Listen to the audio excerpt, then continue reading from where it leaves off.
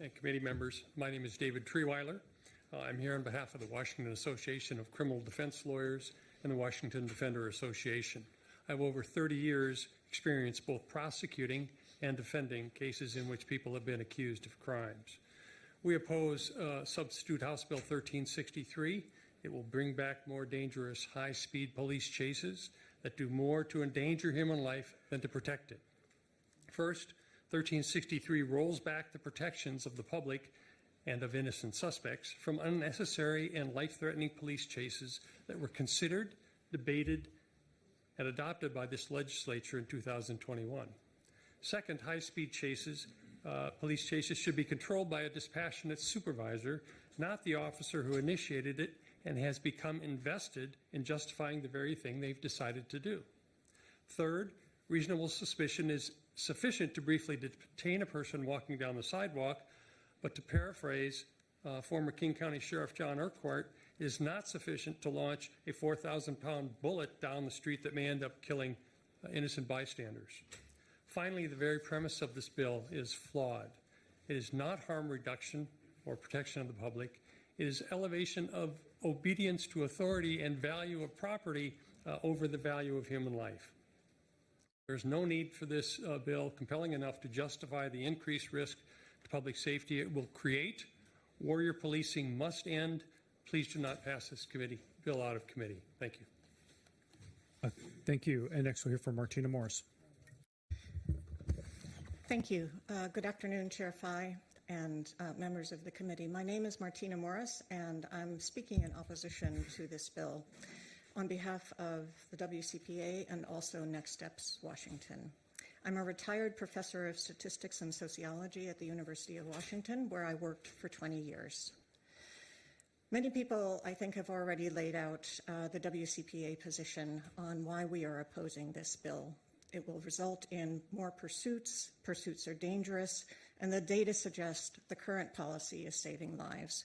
For those of you who want those numbers, and yes, they are small, they'll be larger if you let this bill, the current bill, stay in place, because then we'll be able to see for a longer time period. Those numbers are, in the 1.5 years since current policy was adopted, the number of pursuit fatalities has dropped from 9 people to 3 people. So those are the current numbers. The longer you let this bill go, the more time we'll have, the more time we'll be able to see both before and after. So what about the claims that current policy has caused the crime rate to rise? Here, the evidence really simply doesn't support this, because crime rates began rising the year before the pursuit policy was adopted, and they rose in states around the country, not just here in Washington state. Finally, and this is really the key, are pursuits a cost-effective strategy for criminal apprehension? A recent Pierce County audit revealed that a pursuit was more likely to result in an accident than an arrest for the Lakewood Police Department in the 3 years before the reform. These costs are not accurately captured by the fiscal note for this bill. This is a fiscal committee, but those costs are not in front of you as part of your deliberations, and they should be. These are the kinds of questions you need answers to before you change a law that seems to be working as intended. Thank you. Thank you. I believe Representative Hackney has a question. Rep. Hackney. Thank you, Mr. Chair. As a professor of statistics, you would agree that you could not attribute the reduction in deaths to this law without doing some sort of a multiple regression analysis, would you not? Well, what I would say there is, first of all, I would never use the word statistically significant to describe this. It's not a scientific study. It is simply a report of numbers, but the numbers are rates, because they have the same number of days before and number of days after, so it's a rate per unit time. What I would say is, if you really want to see if this law is working, let it continue, and then we'll have enough time that we could use more sophisticated procedures. At this point, I don't think any of the statistical tools, except for maybe a Fisher's exact test, would be able to give you a statistical answer to this question. But I would also say one last thing, that I don't think that the numbers that we have in this report are a complete inventory of the total number of people that have been killed in pursuits. That is also true for the official fatality accident report system that people have been talking about as well. Neither of those two systems accurately captures the total number of people who've been killed. I think the data that has that are in law enforcement agencies around Washington state. They collect data on pursuits, but they don't share those data with us. Those are the data I think we need to bring to the table to have this discussion now. Thank you. Did you have a follow-up, Rep. Hackney? No. Okay, Representative Roberts. Thank you, Mr. Chair. That's one side. I'm curious as to if you've looked at the other side, which would be, I mean, all you have to do is turn on the 5 o'clock news and you see the body cam and the patrol car video of people running away from crime scenes and unable to be pursued, and then ensuing collisions similar to the one that took the life of that little girl and injured the other. Right. Have we measured that? I don't believe we have. I think we should. I'd love to Be a see good more start. data. I'd love to see a lot more data before we make this Well, decision. to make a case, I think you need to look at both sides, and you failed to do that. Thank you, though. Representative Griffey. Thank you, Mr. Chair.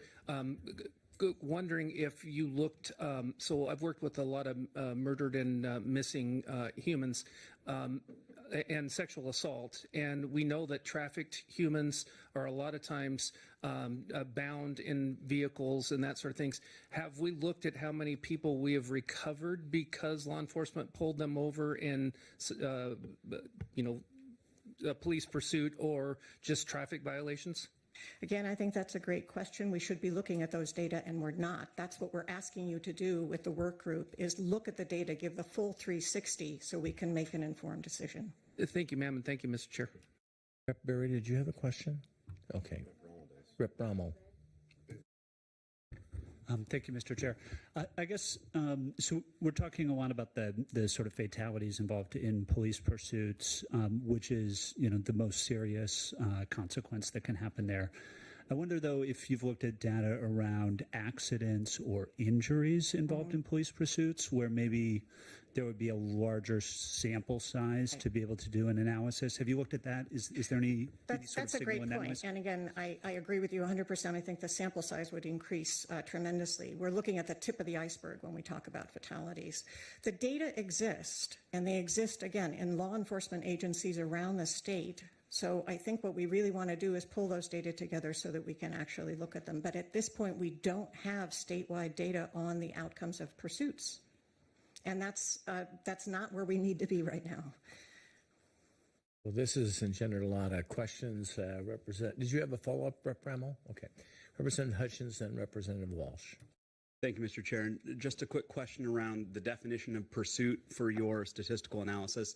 What are you considering, or what are we defining as a pursuit? I know that there's a tendency to think of a police pursuit as a high-speed chase.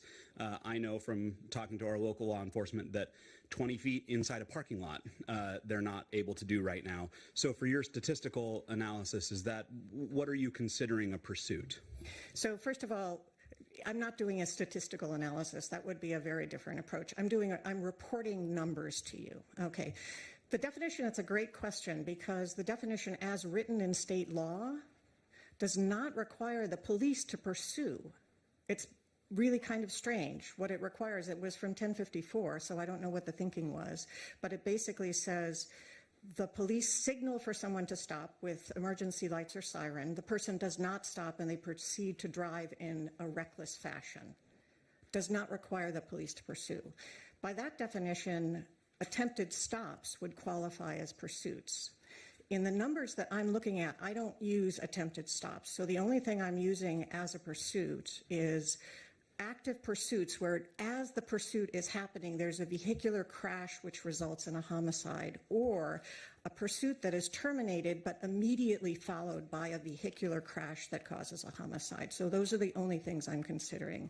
There are also attempted stops I can look at. It turns out they also cause fatalities, because the adrenaline that kicks in doesn't just kick in for the officer, it kicks in also for the person fleeing.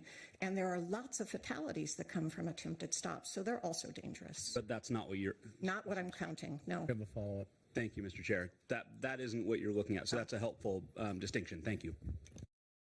Representative Walsh. Thank you, Mr. Chair. Professor, as someone who's worked in statistics for a big chunk of your career and at UW, how striking is it to you that the academic whose work was the basis for the prescriptive policy that this bill would mean to reform basically recanted the most significant part of her report and apologized for its inaccuracies? So I am that person.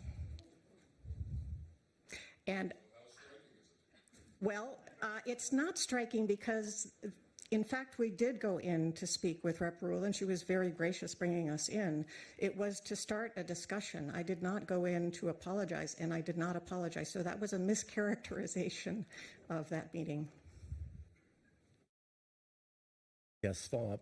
That answers part of my question, but Okay. the other is, how striking is it that this information that underlay the original policy is not reliable?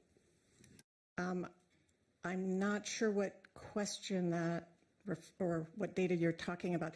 The original policy, when we were looking at the data for that, somebody mentioned in an earlier panel that what we saw was that pursuits were accounting for 10 to 20% of the fatalities in police-civilian interactions. And that over half of those killed were bystanders and passengers. That was my work. I stand by that work. All of it is up online, available. The data is downloadable. Anybody can look at it. All the scripts are there, right? I work with transparent data and research. So the data on which this policy was originally established are accurate, and I think, at least as far as we know, they are the best that we have, those data. Since that time, this change from 9 fatalities to 3 fatalities in a similar time period, that's also my work. I also stand by that. So I would love to see a longer time span. So if the question that you're asking is, do we have a statistically significant difference here? I would say 2 things. One, as a statistician, that's the wrong question to ask. Ideally, what you have is a census of the information. The whole point of a statistical inference is if you have a sample. When you have a census, you don't need statistical inference. You know, here's one number, here's another number, and here's the difference. In this case, we will need statistical approaches to it, but only because there are data missing in our official data set and in the crowdsourced data set that I'm using. The longer you let this law go on, the better the evidence will be, because we'll have a longer time frame, so we'll have more days. Ultimately, it's the denominator, the time frame, that matters. Think of it this way. Ideally, we want to get to 0 fatalities, right? Are you then going to say it's too small a sample and we can't do anything with this? The success of this bill will be represented by small numbers. Okay, I think, Rep. Dent, did you have a question? Okay. Thank you, Mr. Chair. I'll make it quick. So one of the concerns I've heard from my friends in law enforcement is now they're seeing people running for no reason whatsoever. They're not wanted by the law. They haven't done anything wrong other than they can. And so have you looked into that? I mean, my concern there is, are people doing this just simply because it's an opportunity to drive fast like they see in the movies? And have we looked at something like this? So we don't have data statewide on attempted stops. Again, I think those data might be available in some law enforcement agencies, but they're not being shared with us. So I can't speak to that. But what I can say is there are good reasons why people run from the police. And we're all familiar with the case of Tyree Nelson, right? That is in a lot of people's minds when they see the police come after them. Yeah? Representative Taylor. On you. See, I'm reverting to my professor. Yes, ma'am? Thank you. Well, my father's a professor, so I get that. In your data, or in the lack of information and data that's provided, we don't count folks who are evading police, and police haven't even initiated a stop. So there could be vehicle deaths that person may have seen a police vehicle, decides that they want to drive erratically. Let's say they're under the influence. So there could be an inference that that person's evading police, but there's no way for us to track that data. Is that something that you're saying is missing as well, or how does that play into? Because like your data could also prove that we need to do something more with vehicle pursuits, but we just don't have access to that data. So there are two words that I don't use. One of them is prove. You never do that with data. You do that with mathematics. And the word significant I use very sparingly because there is both a statistical use of that word and a colloquial use of that word. So, in terms of people running from police, our understanding is that shortly after the reform was put in place, which was July 25th, 2021, the Washington Association of Sheriffs and Police Chiefs began asking people to report cases where they were trying to make a stop, an attempted stop, and people took off. Apparently that had always been something that you should have reported, but not everybody did that. And so there was a call put out, please start documenting this.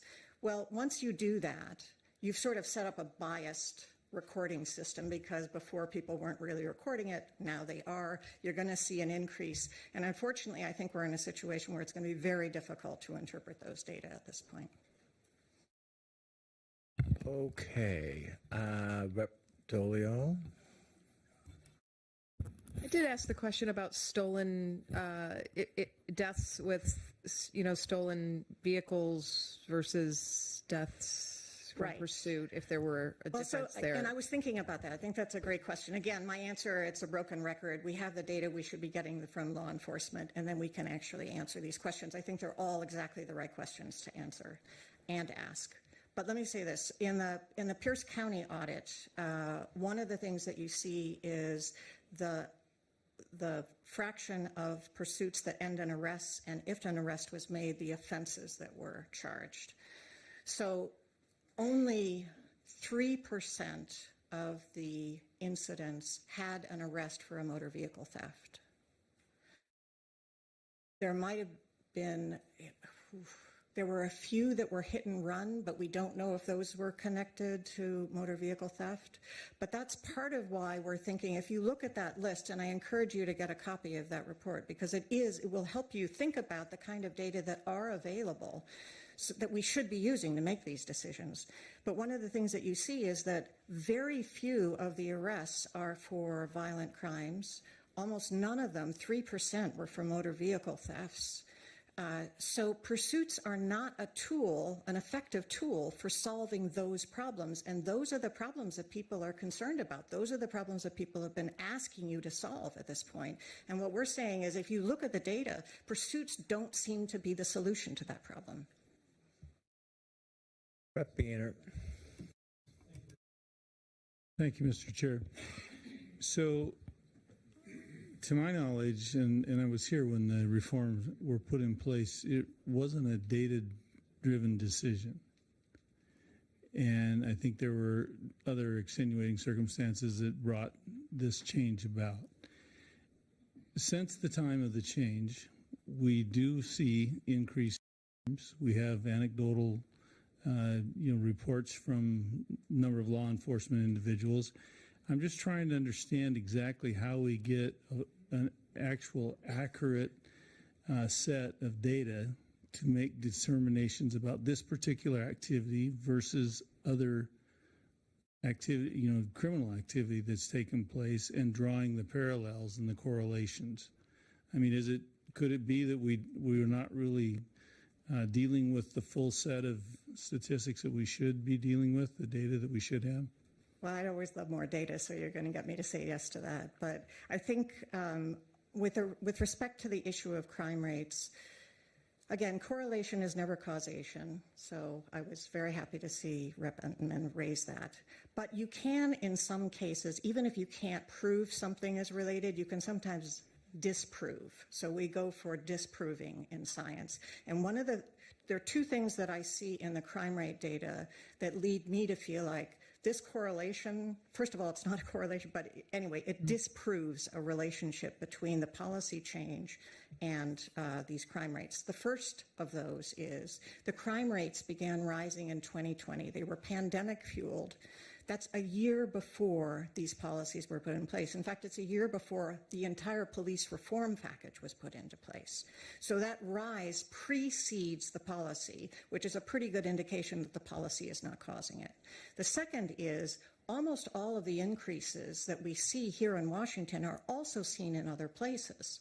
Other states that have not changed their policies. That's another really good indication that the policy is not the reason for these changes. If the policy isn't the reason for these increases in crime, then rolling it back is not going to solve those increases in crime either.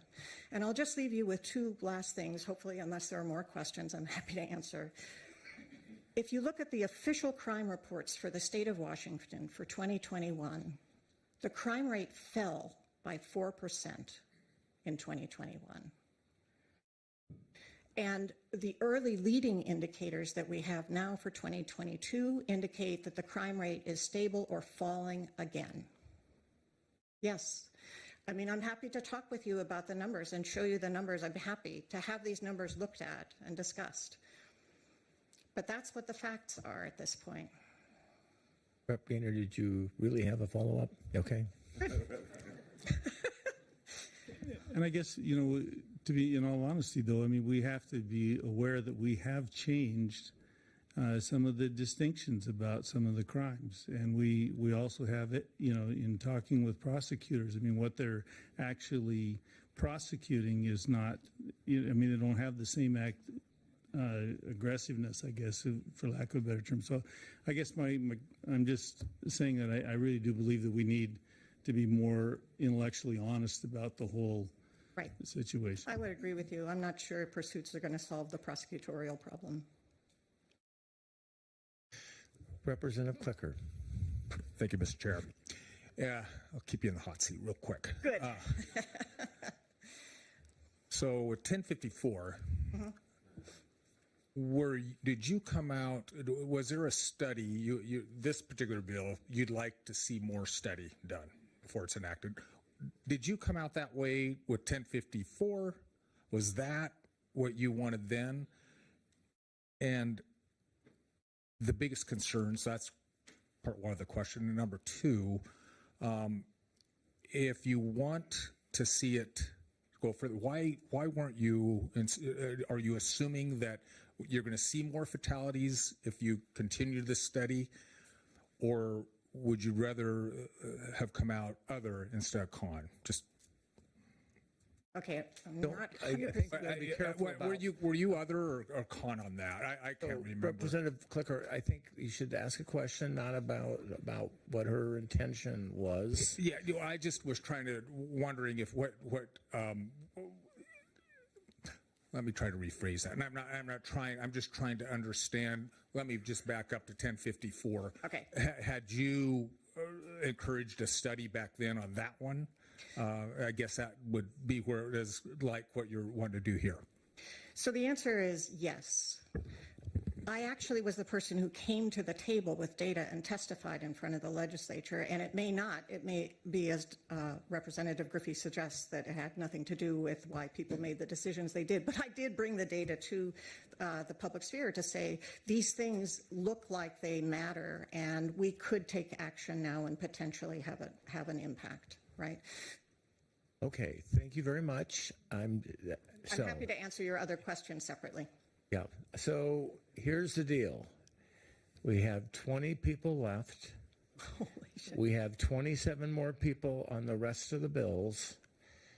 So I appreciate people's curiosity, and I think this has been informative with the questions, but consider whether you could take the person aside and ask some of your questions so that we can move this along a little bit.